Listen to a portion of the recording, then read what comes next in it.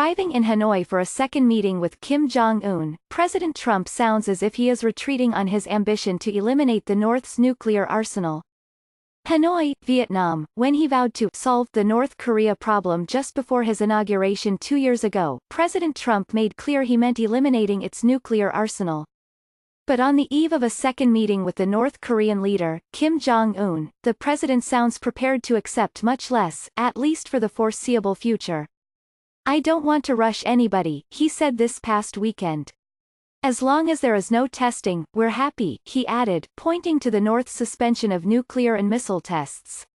Even to some of Mr. Trump's national security aides, that sounded like a significant retreat at a critical moment.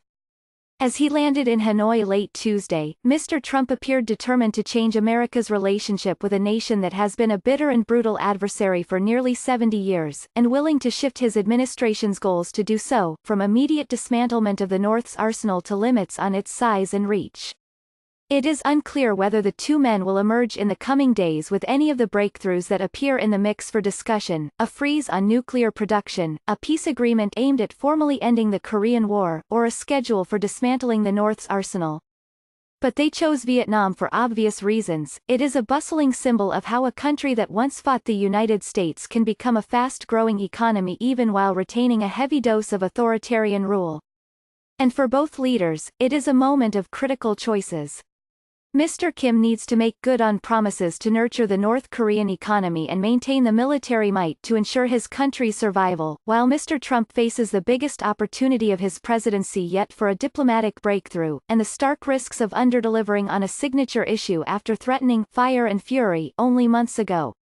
Mr. Trump has an even higher hurdle to clear: his dismissal of the 2015 nuclear agreement with Iran, a terrible and naive deal, in his telling, that was guaranteed to eventually pave the way for the country to obtain a nuclear weapon. What the world may learn when he meets with Mr. Kim for the second time in a year is whether he is willing to accept a weaker deal with North Korea, and whether he can sell it. North Korea presents a far more difficult case than Iran. It already has an arsenal of as many as 30 nuclear weapons, as well as missiles that can reach the United States. Its devotion to that national project is so intense that Mr. Trump's Director of National Intelligence, Dan Coats, angered him by saying last month that the North was unlikely to completely give up its nuclear weapons and production capabilities because they are critical to regime survival. If Mr. Coats is right, the president's warm embrace of Mr. Kim could encourage other countries to make a sprint for the nuclear finish line, convinced that in the end, the United States will learn to live with yet another nuclear power. Mr. Trump hopes to be remembered in history for bringing peace to the Korean peninsula.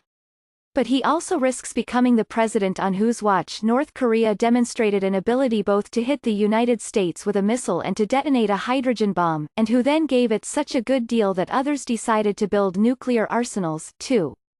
Even some hardliners in Washington, though, see the potential of Mr. Trump's gamble. "The stars have kind of lined up," said Andy Kim, a former head of the CIA's Korea Mission Center, and the man who last year ran messages between the two leaders. Speaking at Stanford University last week, he recalled that the young North Korean leader told Secretary of State Mike Pompeo in Pyongyang that he was thinking of the future: "I'm a father and a husband. And I have children. And I don't want my children to carry the nuclear weapon on their back their whole life."